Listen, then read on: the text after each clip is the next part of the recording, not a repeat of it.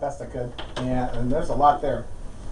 Turns out that the 3 balls for your alliance start in play, and you get 10 seconds. Nobody comes and cleans those balls up. You step forward, you take the controls. 3 balls are in the field. Right. If they did. Well, I mean, they might go in, they might not. As they go in, one of them goes on the pedestal, but it doesn't get lit.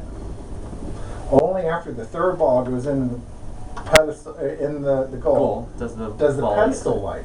Right. So that means you could confront 3 balls rolling around plus the opponent's balls rolling around, depending on how many people make their shots.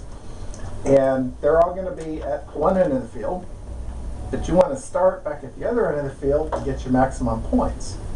So you're going to want to throw them over or hurt them or something. Now one of the alliance members needs to make a quick dash back that way just to get it started. Well, those balls that start in the game, if I read the rules correctly, now I may have misread them, but I don't think those count after autonomous. Like, you have to get them out of play and then you can start your cycle. I think they count as regular balls. They count as regular balls with the caveat that they don't count for any of those special points. They only count for the goals. They don't count for assists or toss. Oh, you can't get any assists. You have to get them with those original 3 balls and after autonomous, you cannot get assists or anything like that. But you can make goals even after autonomous. Okay, so what So you can't make assists after. It's because this cycle hadn't started until the pedestal lit. Wait, so we can't make Once the assists cycle after? starts, you can get the assists. You, sir, are correct. The cycle is an important definition. So obviously then you want to rush forward and throw those 3 in the goal the quickest way possible. Now, do you have to start with 3, or you can just say only 2 of our robots can shoot, so we only want 2 of them to start with 3 balls? You can actually. Go ahead. I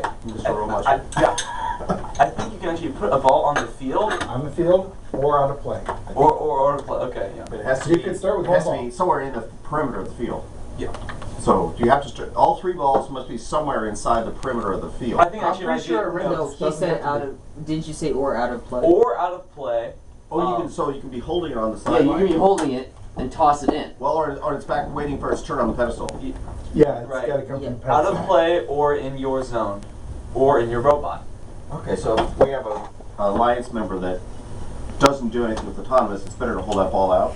Yeah. Or maybe not. Actually, well, Wait, so Unless they can get into like a 1-pointer really quickly. yeah. So I think have the maximum amount of balls on the field as you can, and so people who do autonomous do theirs, and then once autonomous is over, chuck that in, chuck the extra ball in it, and get the goal points. Oh yeah, you also have the possibility of, say you had a really good robot with autonomous. Well, as soon as autonomous is over, he can just pick up that person's ball and shoot it to the 10-pointer, while the other 2 are running down to the other end of the field to get the cycle, to get the next to cycle. start the cycle. Right. Yeah. That makes sense. So you could have like one really good shooter robot that just tosses them all in, whether during or after autonomous, and then the others go down the field. Well, I guess we'll see what our robots are like. We might be able to pick up quickly and shoot quickly. And for 10 points, it might still be worth it. Yeah.